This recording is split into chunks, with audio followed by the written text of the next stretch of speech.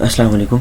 अच्छा, नेक्स्ट जो हमने प्रीवियस एग्जांपल सॉल्व की थी उसमें हमारे पास जो कोफिशिएंट ऑफ एक्स थे वो हमारे पास जस्ट 1 1 1 थे और दैट्स वाई हमने सिंपली उस पर चाइनीज़ रिमाइंडर थ्योरम अप्लाई किया और उसको हमने सॉल्व कर लिया और उसकी एक्स की जो वैल्यू आई थी वो 52 आई थी।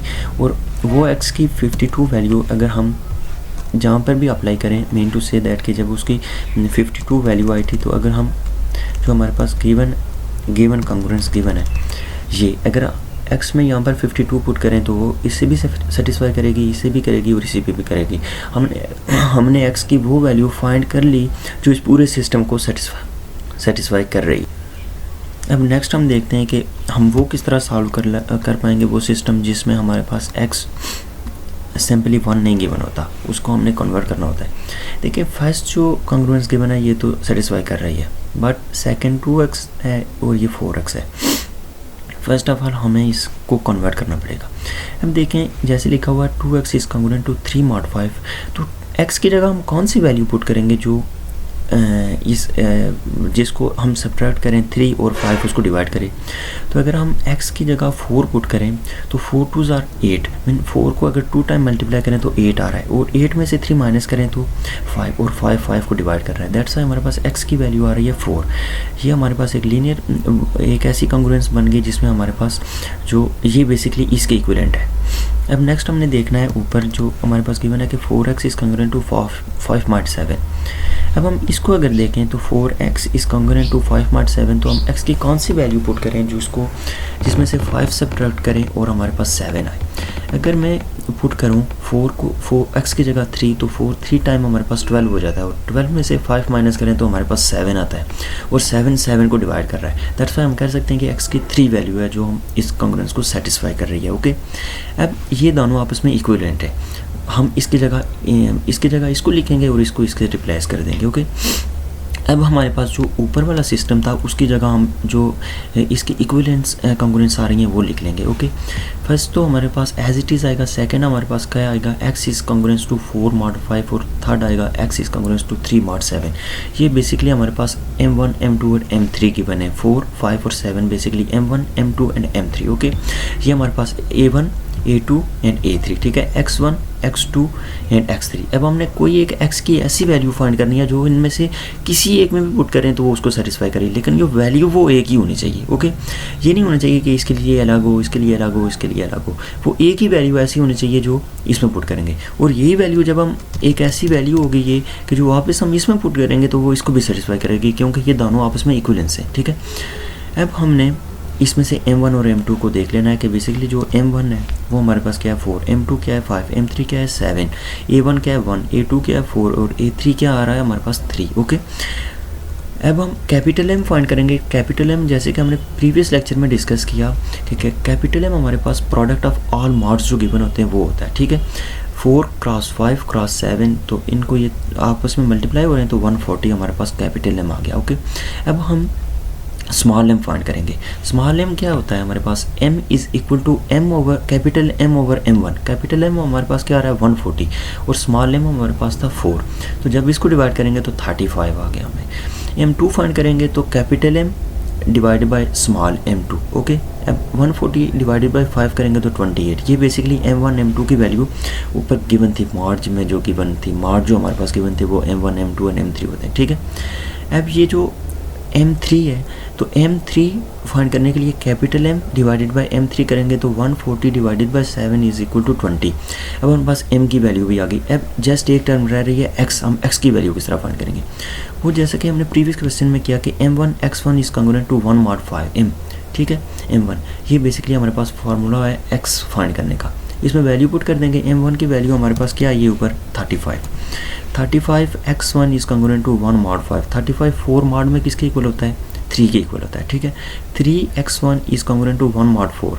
अब x की कौन सी वैल्यू पुट करेंगे कि ये 1 mod 4 आए, तो x की अगर हम 3 पुट करें, 3 टाइम 3 इज़ 9, 9 माइनस 1 8 और 4 8 को डिवाइड कर रहा है, सो x1 की वैल्यू हमारे पास 3 आ गई। ओके, नेक्स्ट हमने देखा कि x2 फाइंड करने के लिए हमने फार्मूला यूज़ करना है m2 x2 is congruent to 1 mod m2। Okay, m2 की वैल्यू हमारे पास ऊपर गिवन है जो हमने 28 फाइंड की। ओके, अब हम इसमें पुट करेंगे 28 x2 is congruent to 1 mod 5। 28 mod 5 में किसके इक्वल होता है 3 के। अब 3 की कौन सी वैल्यू पुट x की कौन सी वैल्यू पुट करेंगे जो 1 mod 5 है।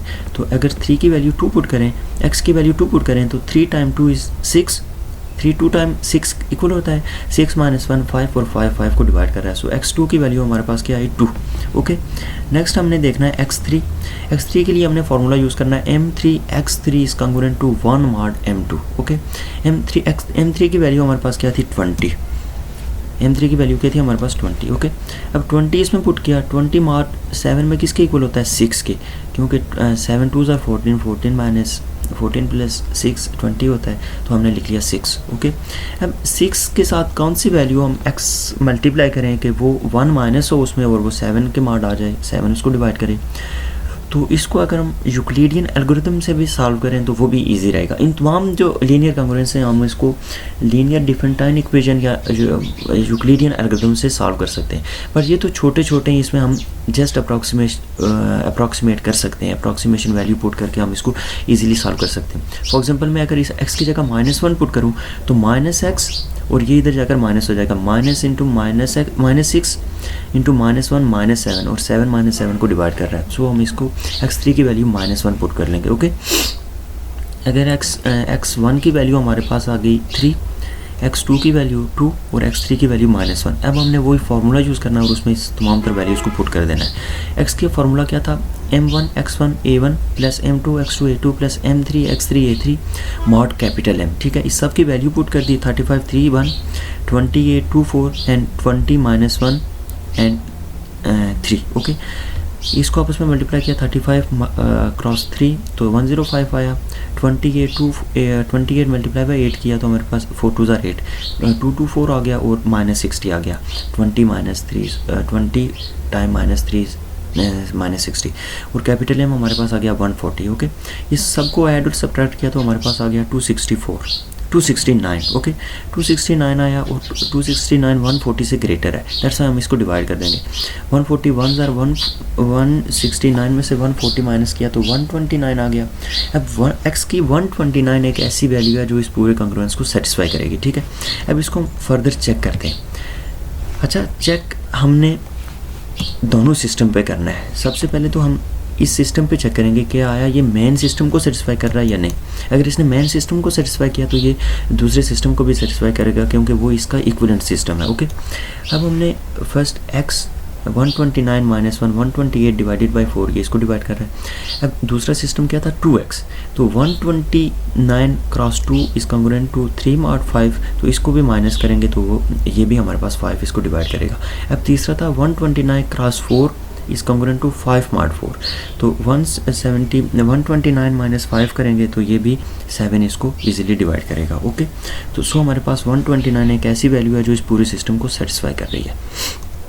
अच्छा, ये जो क्वेश्चन था इसमें आप यूक्लिडियन एल्गोरिथम में भी फाइंड कर सकते हैं बेसिकली कि ये है ना 6 और 7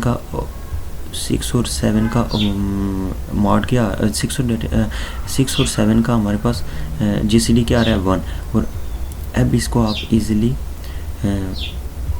इसका सॉल्यूशन भी एक आएगा। सो अब आप इस पर यूक्लिडियन एल्गोरिथम फाइंड करके इसको इजीली सॉल्व कर सकते हैं।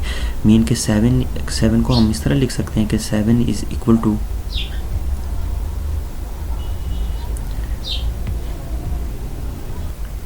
हम इसको यूँ भी लिख सकते हैं कि 7 is equal to 6 time 1 plus 1, ये भी 7 हो गया। अब 1 की वैल्यू ये जो रिमाइंडर है इसकी वैल्यू फाइंड करेंगे।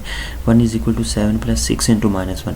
अगर इसको कंपेयर करें तो 7y प्लस 6x, तो x की वैल्यू ही हमें चाहिए थी, तो हमने इसमें इसको कंपेयर किया आपस में इसको और इसको, तो ये बेसिकली x की वैल्यू -1 पे ये इसको सेटिस्फाई कर रही है, दैट्स वाई हमने इसकी वैल्यू -1 लिख ली। आप इसी तरह इन तमाम तर कंग्रुएंस को भी कर सकते हैं। अगर ये बड़ी कंग्रुएंस की बन के 1000 100 इस तरह बड़ी कंग्रुएंस, ये तो छोटी हैं, इसको आप इजीली कर सकते हैं। आई होप कि आपको ये लेक्चर समझ आया होगा। फिर भी अगर कोई भी डिफ़िकल्टीज़ हो तो आप कमेंट्स में पूछ सकते हैं। Thanks for your attention. Allah हाफिज़।